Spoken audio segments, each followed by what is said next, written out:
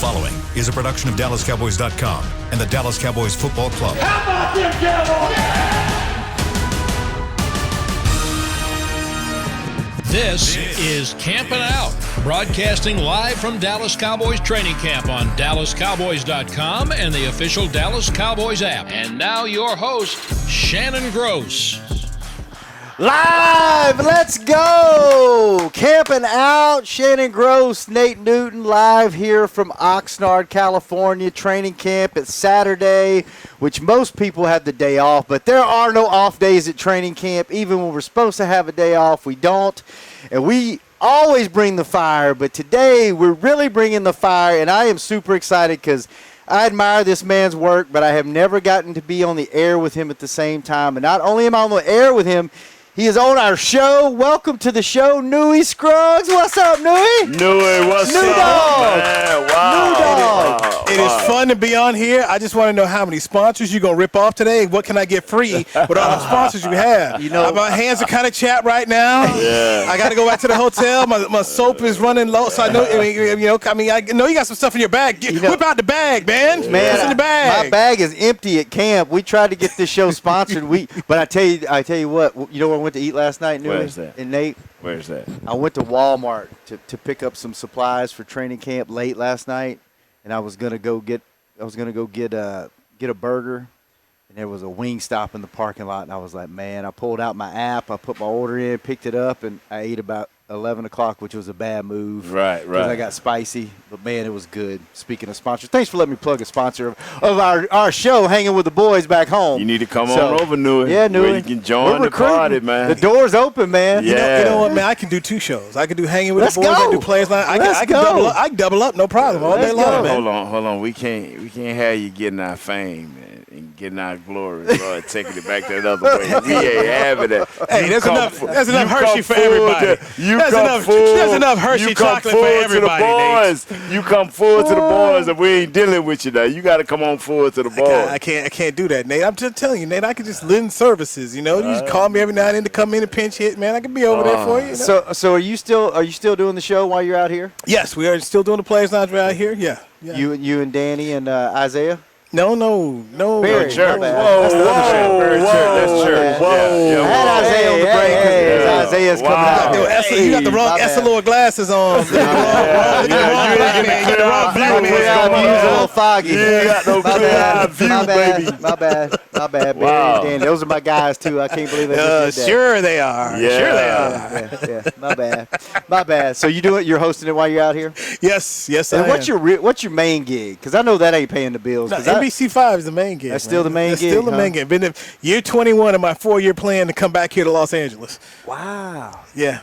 You're 21? Year 21. That's when I got married. I told my wife, I said, I'm not staying here. Not staying here. The contract, I'm going back to L.A. Okay. And because she's from California, and it hasn't happened. So, No? Yeah. So if anybody from L.A. is listening, we know a guy. No, I've told her we can't afford to live out here. Dude, I tell you what. I got 3 daughters. I can't afford You can afford to, but it's not in the style that you No, actually, I told her, it's funny you guys say, I told her the other day, I said, if you want to live here, you're going to need to sell your car because I looked at the premium gas. It's $5.09. I saw that. For real. $5.09. I said, you need to sell your car. We're going to get one of these Hondas or something. Yeah. Because, literally, I remember when I lived out here, when I worked out here, I had a Jeep, but I was single. Not the kind of car I wouldn't get a big gas guzzling SUV to live out here now. The gas is crazy, but it's $5.09 for premium. I'm gonna find something with a regular tank that I can get something that's under $5 out here. Yeah. My buddy lives out. He's been out here for about 12 years. He's in San Diego. And he told me there over the last few years there's been like this mass exodus of people leaving California going to Idaho of all places, right, and Texas. Austin is a big place for people to leave. And then I just got a neighbor two doors from me from San Jose. Ended up bought a place. They bought the place, and I want to say they probably had almost $500,000 left over from selling their house. So they bought a home, then had like $500,000 left over from buying the house. But I say this, man. More house, more space. But you're out here now. For the people who you get why people do live here, the weather and everything else. So you get why people do live here because it's fantastic for us to come out here, man. It's magical. I have a request for everyone that's leaving this place and coming to Texas. quit changing our laws because now our gas is going up. Our property values are going up. If y'all want to come to Texas, come on. But just let us be Texans and enjoy the low property values, enjoy the no income tax. Like, leave everything alone because it's going to be California before you know it. You're going to have to move again. So just move back out here. Let us be. I like it. But I like the weather out here, man. I love the people. New York. I love the weather. Like, I could live out here. San Diego is one of my top 5 places I'd leave Dallas for. I don't know if I could do L.A., but I tell people who have never been to San Diego, I said, if you've been to Austin, imagine what Austin would be if it was on water. That's San Diego. Yep. A lot of hipsters, a lot of just laid No back, St. Ed's chill College, people. though, baby. No St. Ed's College like you had in Austin back in the day, Nate. Wow, man. Wow. Don't act like you don't remember No St. comment. Ed's. Don't act like you don't remember. He knows you remember St. I couldn't Ed's. get a word in edgewise. Did he go throw the St. Ed's on me like that right there? That's my way of bringing you in. Nate. That's my way of bringing you into don't the bring conversation. me into that one, please. Yes. No, I want to bring back. I want to bring back in St. Ed's. What was your favorite place, Nate, to do training camp? You went to a few different places, right? Oh, man, definitely Austin. You liked Austin? Definitely Austin. I mean, Even the heat? Even with the heat? up north let's set up Thousand Oaks. That was nice weather-wise. It's about 5 or 6 degrees hotter there than it is here. But Austin just, when we did get off, and when we got off. Wait a minute. Oh, That has multiple meanings, huh? Oh, yes, sir. Yes, sir, it did. Yes, I was sir. there. Brother, I was there. It was my first It was my second TV job. Yeah. I covered Jimmy's last team and Barry's first team. Right. And all I will say is this, Shannon. As a 22-year-old reporter, it was very fun to go down on 6th Street and say that you covered the Cowboys. Because we were definitely great consolation prizes. You can't get next. I tell you what, man. Yes, I know Nate Newt. Oh, I'm talking to Emmett the other day. Yes, of course I know the playmaker. Oh, yeah. I tell you what, man. Life can't get. Ooh. So no lie. So there's this club we're at. It was not the Yellow Rose Club. It wasn't that one of the men's club, but it was a different club, it was a red club. This one dude who was about maybe 5'6", who had a jerry curl, was telling everybody. The DJ kept saying, "Hey, we got Michael Irvin's cousin T in the house." Yeah. And so this dude is getting free drinks. All these people trying to hang with because he said he was Michael. We had no proof. No proof. He just said he was Michael Irvin's cousin. And I said, that was how powerful the World Championship brand was, man. You just said you was near a Cowboy, knew a Cowboy, and people would just gravitate. Like I said, man, we're a great consolation prize, Chan. I wish you could have been there. I wish I could have been I there. hope one day fans can get the whole experience of what it is like to be around a Super Bowl championship Dallas Cowboys. It's nothing like it, man. And I've covered the Lakers, too. I covered the Lakers in one championship, and that was good. But it wasn't like the Cowboys. Really? Nope. Well, Newy, what's it going to take to get this team back to the promised land? Like, what do they need to do? Because I don't feel like they're too far away. Like, you get the defense to middle of the pack, right? 17, 18. Do you think you think they're a year away, 2 years away, or do you think they're even close? I watched Belichick and Saban. It's on HBO. If you haven't seen it, please watch it. Mm-hmm. Belichick says something that was so great. He says, you cannot overcome bad coaching. And when I think about the teams he played on, that's superior coaching. And what people don't understand is just down the line of how Tony Wise, when you talk about putting assistant coaches in the Hall of Fame now, Tony Wise is a guy. He's that kind of quality coach. This is one of the guys that was here. I mean, the coaching depth that Jimmy had was sick. And you go back and you look at a guy like Bill Walsh and how many great coaches he had, or even Paul Brown and his tree of coaches. Coaching matters. Yes, you need great players, but if you don't have great coaching and how you put these players in the right spot, man, it's a problem. I don't know if that coaching is here yet. I've got to see. I don't know. Really? Mm-hmm. Hadn't seen enough. No, I have not. Look, you want me to base off what Mike McCarthy did last year? No. He's the one that brought in Mike Nolan. Mm-hmm. You going to bring in your friend can't coach? At least bring in a friend who can coach. Wow. I mean, if you want to be the buddy system, you wanted to get him a job, fine, make him a linebacker coach. But don't sit around here and make him your D coordinator in a pandemic, and then everybody didn't buy into what he was doing. I mean, look at what people are saying on this football field now that he's gone. They'd be like, yeah, we bought in. Leighton Vander Esch, just the other day, talked about how this defense fits me. DQ was sitting there about, I looked at tape of guys, what they did before, and he's like, okay, let me figure out where can I put people like Leighton Vander Esch in the best possible position. That's your job as a head coach, is to get buy-in and put people in their best positions. So when you say, well, how did the Cowboys get back there? You need great coaching. They can tell you, they had good coaching when he was here. They had talented players, but they had coaches who put them in the right spot. Remember your boy Dave Shula? Yeah. Don't mention that name. But what happened when you got Norv in here? That's right. Yeah, don't mention Dave Shula. That is the only coach I would talk bad about in the world. Everybody else, I can give a pass, but not Coach Shula. No. He didn't have he thought he was bigger than the game. But anyway, Newy, continue on, man. You was talking about some great stuff. No, but that was so Shula comes in here. He doesn't run Emmett, and Jimmy Johnson ends up firing Dave Shula. And then, of course, at the time, they had 1-15 football team, and Don Shula's, who he was at the time. And so there was a whole lot more heat that came on Jimmy Johnson. How can you fire Dave Shula and his son? Oh, they was on him. Right. And so he brings in Norv Turner, and Norv Turner does what? Let me see. Let's give 22 the ball. Norv Turner came in and told us. He said, I don't know what y'all was doing before. He said, I'm not a half-full type of guy and all of this right here, but I see my players, and I see what you can do. And I promise you I'm going to put every one of y'all in the best position to succeed. Starting with the offensive line, y'all are not a finesse offensive line. Y'all are big. Y'all want to maul people. I see what Emmett likes to do. I see how Michael likes to these tight pass. He just ran it down to us. Shula never gave us a game plan. It was always between him and Steve Walsh, who could be the smartest. That was, he never gave Troy his just due. This is the number one player picked in the draft. You're supposed to be bending over backwards to make sure your offense fit this kid, and you never did that. I looked at Coach Shula like, wow, you don't even do this for your – man, go ahead on, New. I'm sorry. No, but that's that's what it comes back to. Simply as is your job as a coach. And I remember sitting with Doug Collins, a former NBA coach. He says your job is to cover up the warts of your players. What do my guys do if they don't do this well to make sure that they're not put in that position? And Norv Turner came in here, put Troy in the right position. They ran the football. Here's Emmett, and I contend all day long, and I tell people, while Troy Aikman does not have the statistical numbers and 23 touchdowns, the most he ever threw. But if you put him in that system that John Elway ran, Troy could have done that too. But Norv Turner was smart enough to say, this is what we need to do to win. It was kind of like what Phil Jackson, I saw what Phil Jackson did when he coached the Lakers. Hey, Kobe and Eddie Jones had all his talent, but they needed to run everything through Shaquille. And the Cowboys ran everything through Emmitt Smith. And then, of course, the Cowboys, and people don't talk about this enough, Shannon, 5 Super Bowl championships, you look at all 5 of them, they had defense. This thing was built on defense.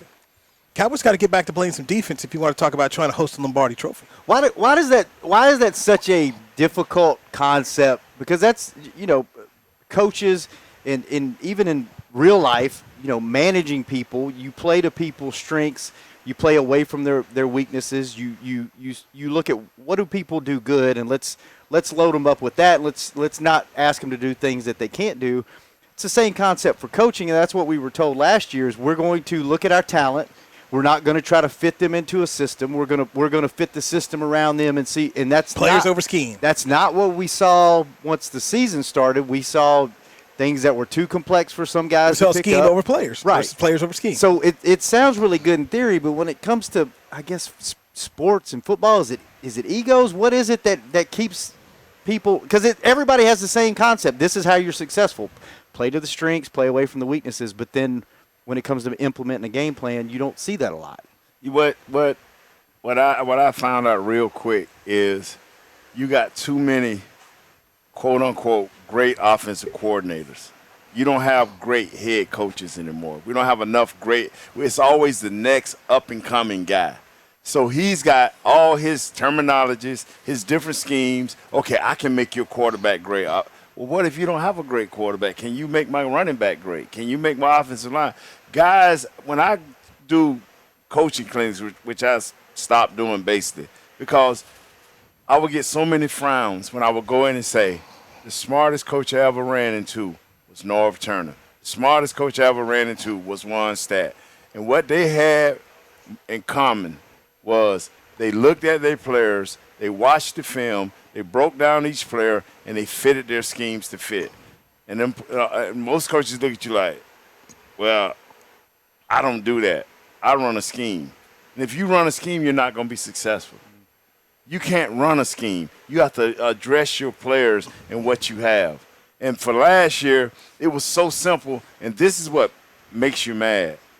Don't let the media. You started to say something else, didn't you? Yeah. Don't let the media be a step ahead of you. We were 4 weeks in as a media group saying, go back to the 4-3. Go back to the 4-3. They refused to do it. They want to stay in this hybrid defense and getting gashed every week for over 160 yards. It was not a hard fix.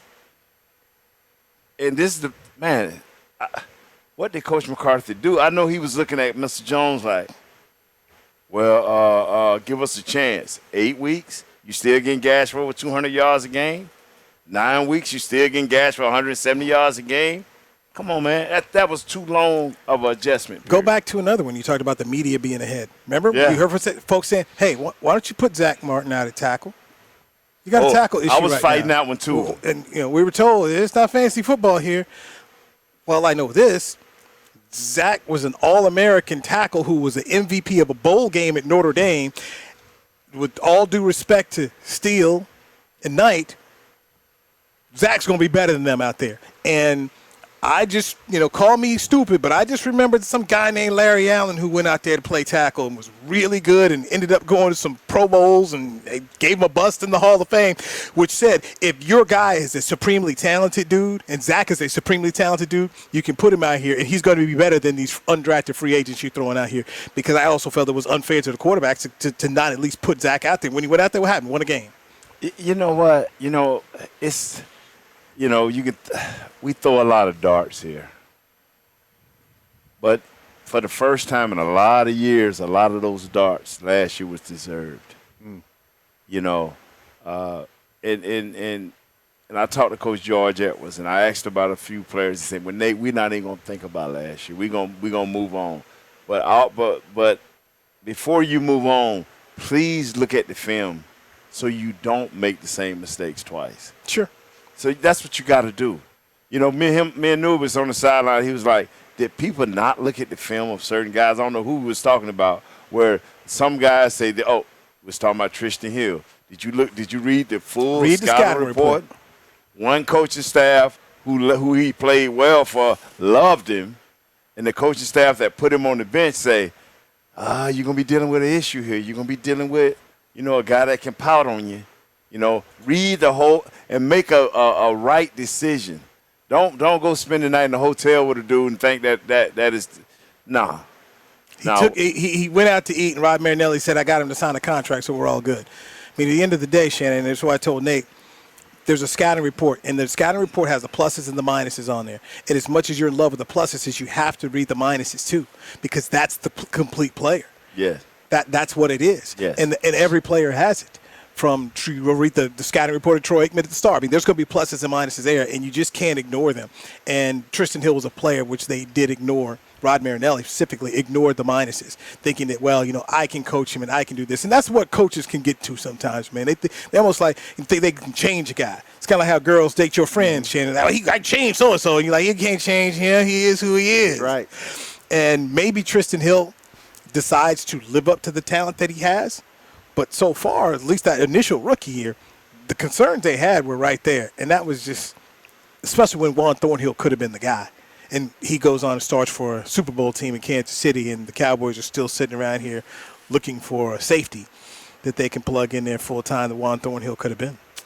All right, we're going to take our first break. And you know what? The second segment, we're going to quit living in the past. That's what I'm hoping we'll do. We have a news guy on with us. So you know what? News guys are about storylines. I want to know what storylines he sees developing during this camp. And if there's one thing that I took away from that entire first segment that we were all over the road with is it doesn't matter if you're a male, a female, a coach, an assistant coach, a scout.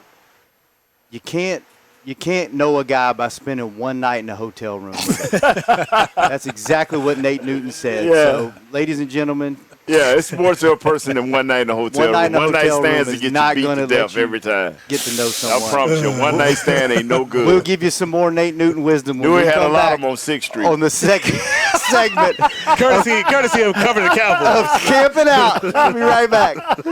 Honey, big news. Gary, are you okay? Oh, I'm not Gary anymore. I'm Jackie Flash. What? See, I want the latest smartphone, but the best deals are only for new customers. So, to get a new customer deal, I changed my name to Jackie Flash. Okay, but the best smartphone deals at AT&T are for everyone, new and existing customers.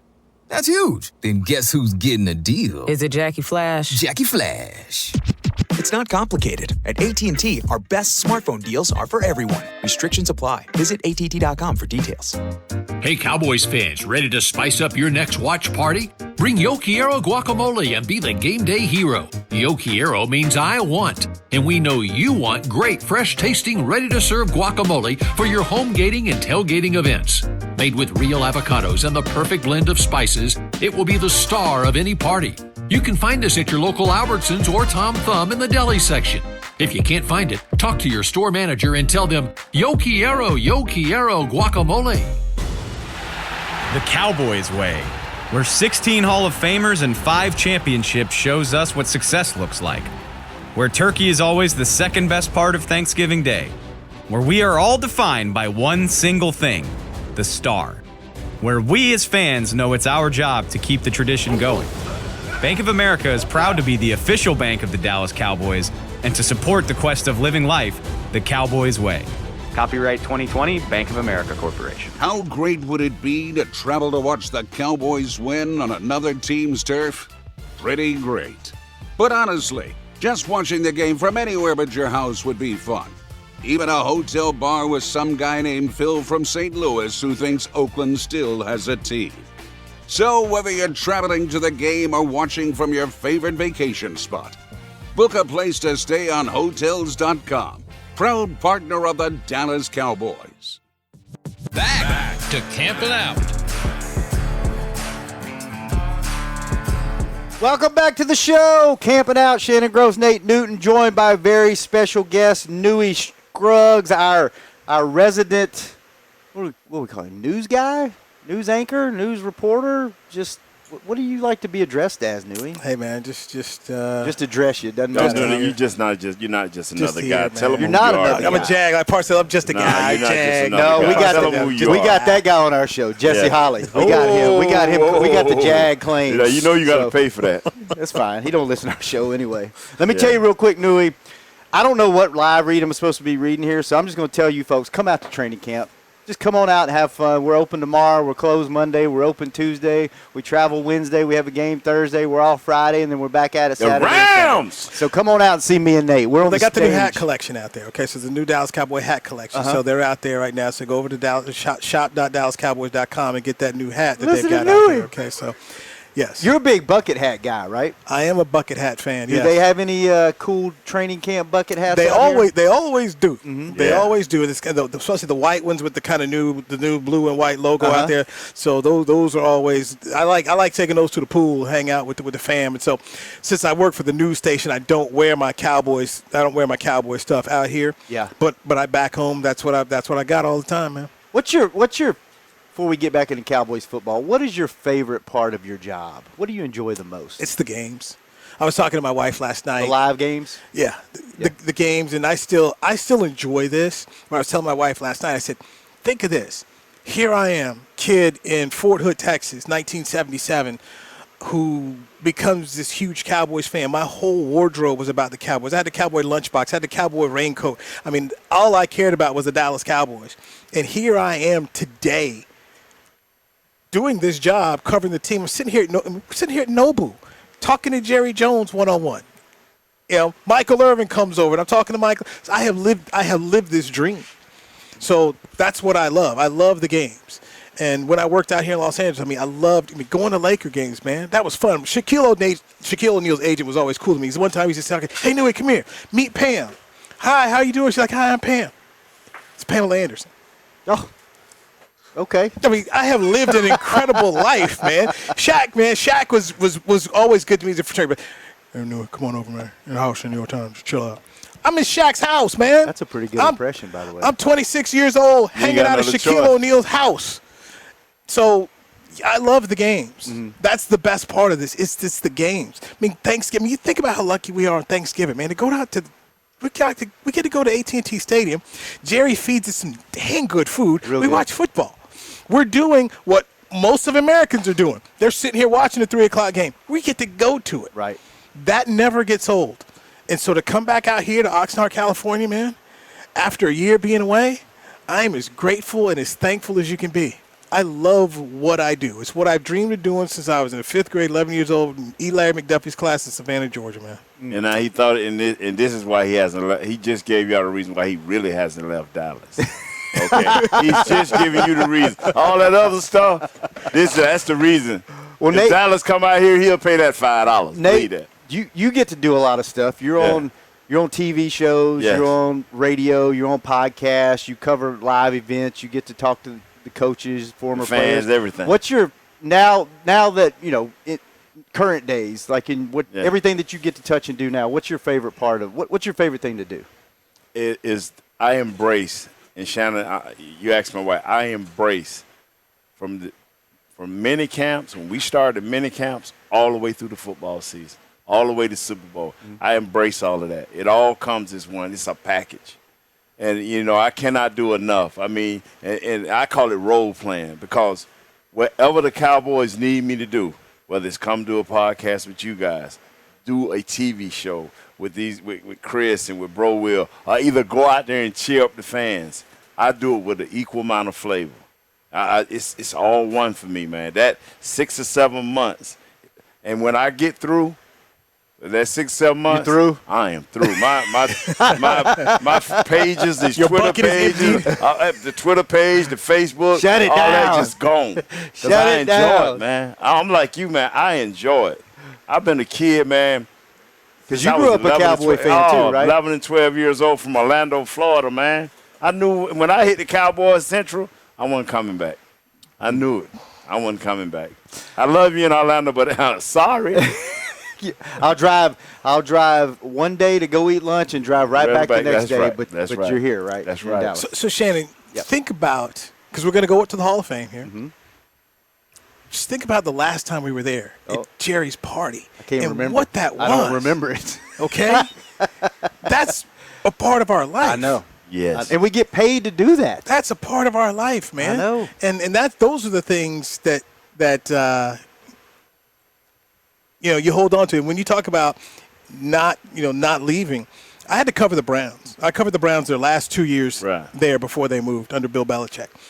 It was so hard because the fans there were into it in a way that I just wasn't. Because the Cowboys, that was my team. I knew everything. Mm-hmm. So and I'm a diehard football fan, so I knew about them. But, man, all their memories were painful. Yes, sir. And it was just always the shoe dropping. It was just always, and it was just kind of hard to cover that and have that same passion feeling. I covered it, but it wasn't the same.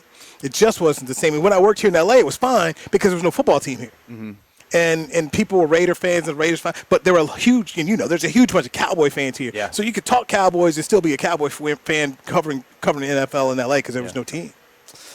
Newy, what storylines do you see developing out here? I know before practice started, the big question was, what are you going to do at linebacker? The linebacker room's really crowded.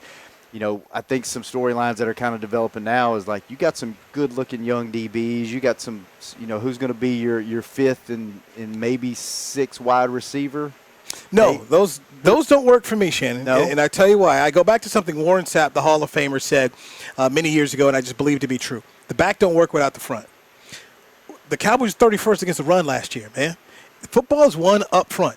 Tell me how the Cowboys start to change this around so you don't see a third stringer from Cleveland running the guts on this team.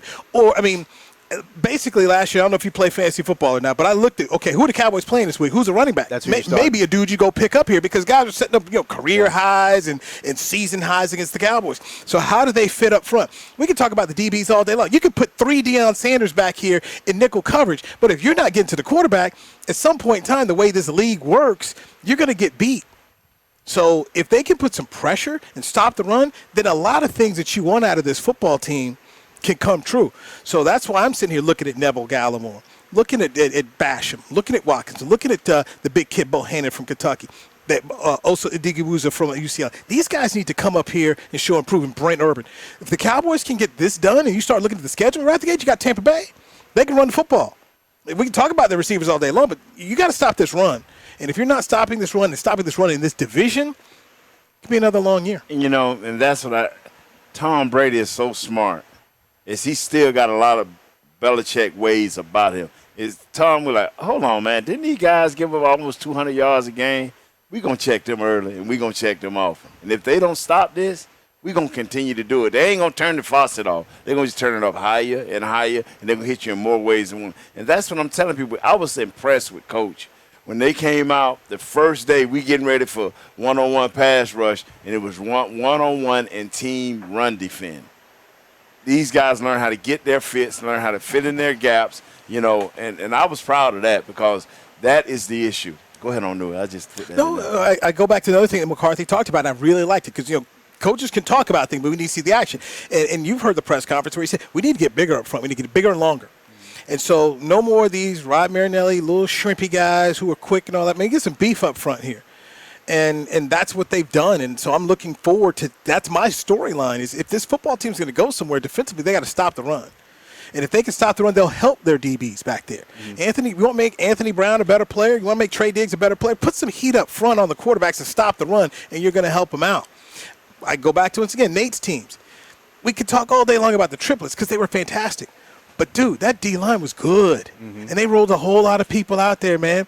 I mean, people forget about Tony. How about Tony Tolbert? You had guys like that, Russell. But Tony Tolbert, you had so many guys who were backup players who rolled up in here, and you're like, oh, man, that's a good play. Jimmy Jones. I mean, people forget, man, in the Super Bowl, Jimmy Jones helped turn that thing around. Yeah. With that play on Jim Kelly when they ended up getting the touchdown in the end zone. I mean, so the D-line matters here. And you talk about who's Mr. Cowboy. Mr. Cowboy's defensive tackle, Bob Lilly.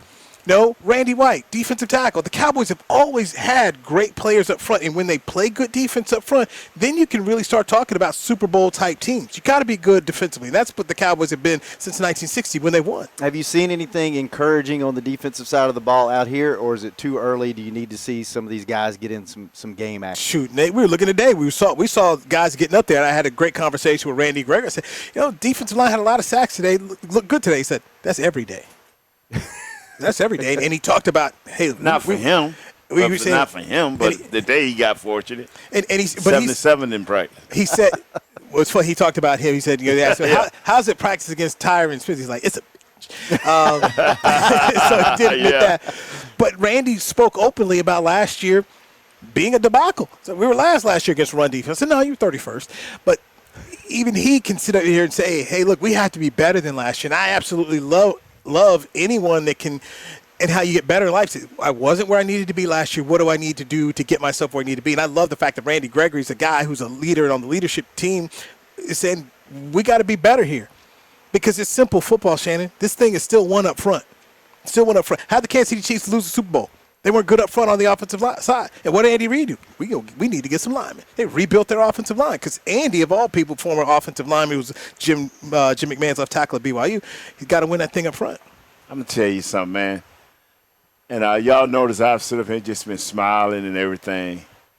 I've been preaching and teaching this for as long as we've been hanging with. I've been saying the same, not as eloquent as you, but and it's just so good to hear some, when you and Bucky come up and just reinforce what you've been saying for 3 or 4 years. It just makes you look like a proud papa just sitting here going, man, I told you. Hey, before I forget. Okay. Next time Shannon called his baby this morning, he had a little view of his baby Shannon, right? Okay. And he was grumpy. You got to get a baby some candy before he see daddy, all right, at 6 in the morning. All right, get a baby some candy. Okay, I'm through. He's mad because I'm not going to be there for his first birthday next week. And how old is he? He's upset. He'll be 1. He'll be 1. I'm missing the 1-year birthday. So, but it'll be cool when he gets older because he can have 2 birthdays. He can come out here and have one at training camp, and then he can have one whenever I get back with all of his buddies and everything. Yeah. So. Small suggestion. Okay. My second daughter's birthday is July 25th. Okay. So we have 2 birthdays. We have one before camp, Yep. And then she has her birthday. So I had it before. It was the Sunday before I came out here on Tuesday. Right. And so that's how I make it work. And Should I do it before camp or after camp? I do it before camp. Before camp? Do it. And then And you know what it does? It also helps alleviate a part of the guilt. You're going to have guilt. Right. 'Cause, Yeah, it's your child, you're not there. But so, do it before. So, and then so it's almost like they get 2 birthdays because you're not around. Yeah. He's already forgotten who I am. I've been gone a week and a half, and he's like, he gets the phone. He and he's recognized like, me. He did. He recognized Nate. Didn't even recognize who was that me. big old black thing looking at me, mommy? She give him the phone, and he looks at it, and he smiles, and then all of a sudden it goes right in his mouth, and I'm like, he wasn't smiling at me. He was smiling because he gets to chew on the phone. There you go. It's all good. So what else, Newy, is up front? That's your big storyline. Any 1A or 1B storylines you're looking for? Okay, so when we start these preseason games, the McQuaid kid, the long snapper. So if you're going to roll out LP Ladiseur and Bones wants to bring in his guy, he better not miss no snaps. He looks like you watch Game of Thrones? No. Sorry. You do. You know who he looks like, Nate? Who he looks like? You remember Tormund? The Nah, red-headed dude? nah. Exactly like him, Nate. Wow, I got to go back and look at it. I'll show you in a minute. Yeah. So that's a big deal, huh? Look, That's a super big deal. I'm a big special teams person, and 2 years ago we saw how special teams really let the Cowboys down, and so Bones is supposed to get here, and last year was some things I didn't get.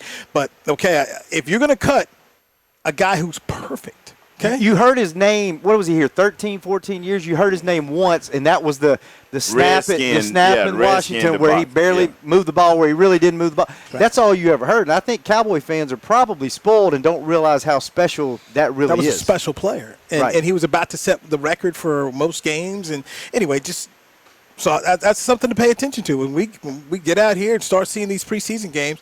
All right, Bones, you got your guy.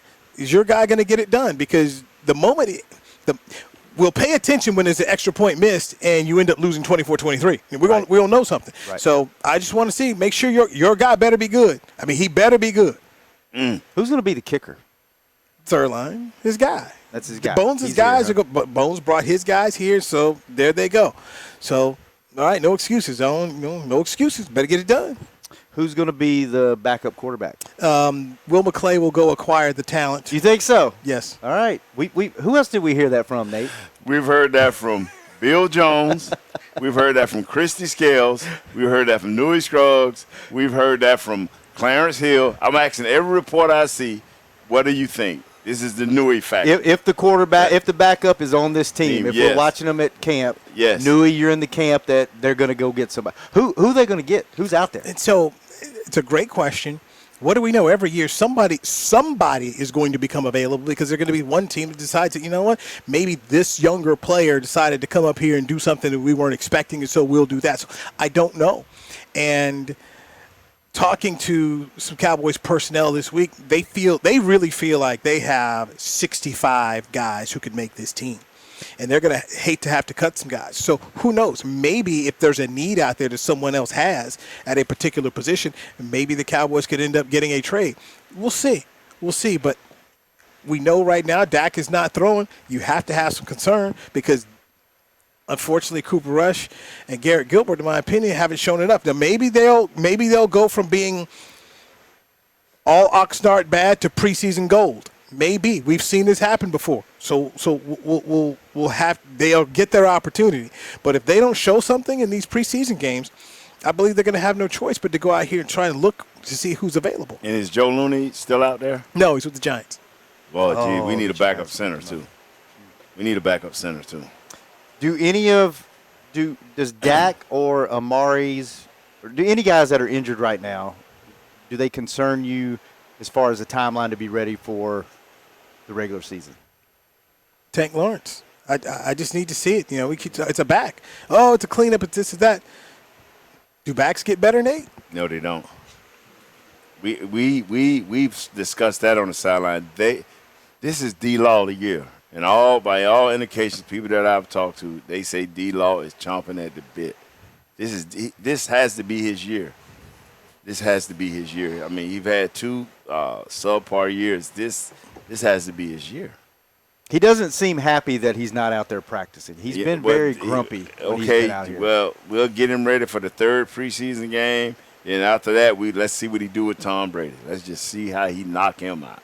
All right, Newy, before we get out of here, You're used to being a host, and I may be setting myself up for massive failure with this, but do you have any questions for Nate? Because I'm not going to put myself in there. Just I'll say Nate because I don't want that pressure when I don't have an answer. Yeah, no, I do. If I have an answer, I'll jump in. But if I don't, just skip me and go back to Nate again. Because Nate's played with a Hall of Fame offensive lineman.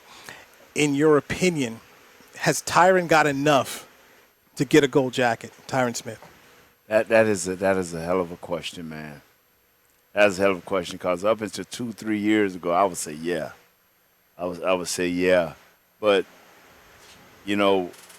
but to wait today's many years, they'll hold on to those 7-8 years where he was really, really excellent. He's still when he's legit. Like I was telling young Bro Will, when they put on these pads, you won't hear from 94 no more. As soon as they put them back. But can he get 1 or 2 more great years in? I'm talking about 12 to 15 games. If he can get that in, he'll boom, and we have success. Because, with a lineman, you have to have success. Your team has to have success. People tend to forget about you and start placing other guys in front of you. He'll be a gold jacket, but I want him on the first ballot. Not the second, not the third. I want him to come back and have 2 great years where he can be a first ballot. You think he can do it without winning a championship? If he has 2 more Yeah, years? he can. He can. He's that good. But I want him the first time up. I want to be going to see him and just sitting out there smiling. This be the first deal I don't miss with Coach Johnson. That hurt me. I mean, I'm trying to figure out now, can I drive there? No, I can't make it. But anyway. He's got the all-decade selection, so that's one thing you definitely need in the bag when you don't have a championship is you need to have that all-decade selection. So I do think he needs maybe 2 more Pro Bowls to get him there. But, he's got the kind of resume to get in the room, and that's what you need. You need a resume to get in the room, and I do think he needs a couple more years. But since he's played with these guys and he understands exactly. I just want him to be on a winner.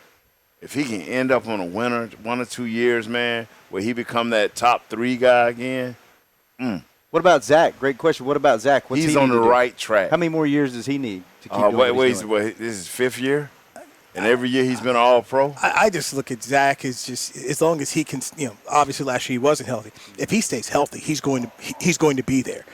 But I just look at Tyron just from that tackles or, Zach, once again, all-decade guy. He's building it as well, but Tyron's probably going to get to the end before Zach does. Right. And so that's why I asked that question there. And I look at guy Eric Williams, for fans who remember Eric.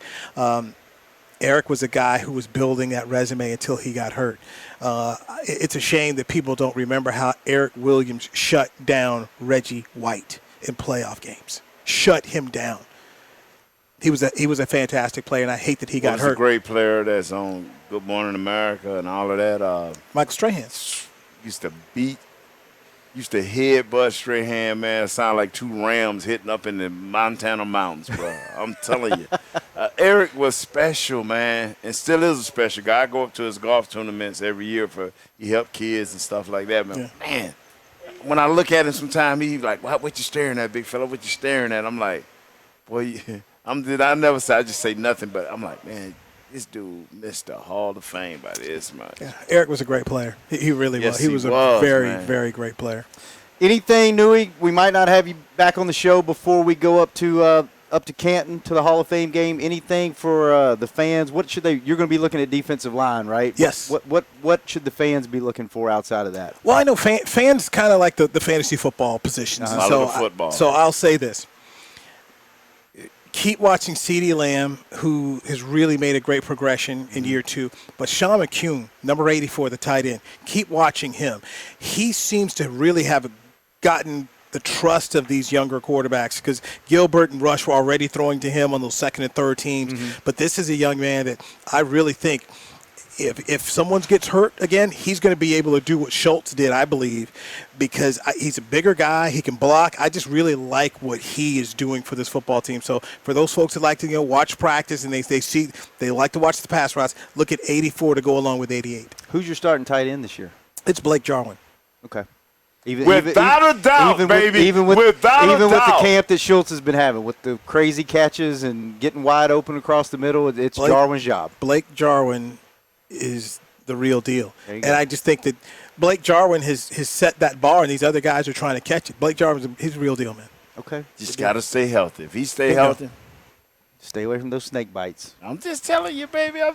It's been a pleasure having Newy on here. It's been great. Because Newy changes the pace. All I can say is Newy talks fast, man. I can't keep up with what Newy's saying. I'm used to doing this show with Nate, and sometimes you're waiting 5-6 seconds for him to try to figure out how to say a name. My head got beat up. Newy's got 3 sentences out in 5 seconds. You don't even get a name out in 5 seconds sometimes. I tell you right here, man.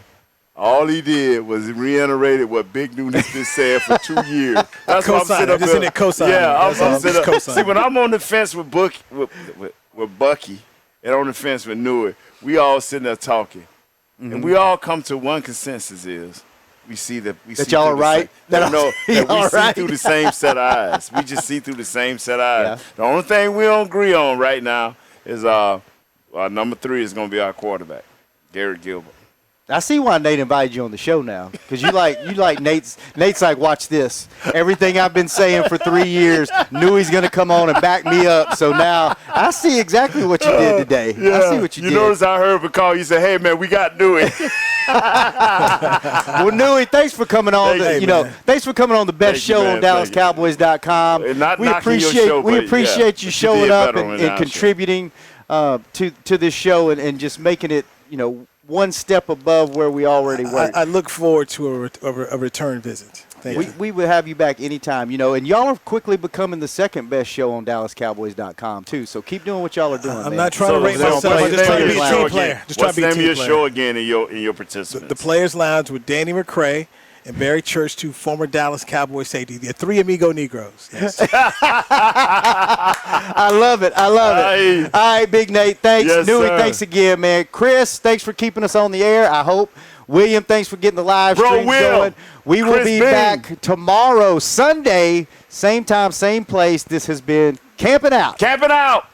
This has been a production of DallasCowboys.com and the Dallas Cowboys Football Club. How about this, Cowboys? Yeah!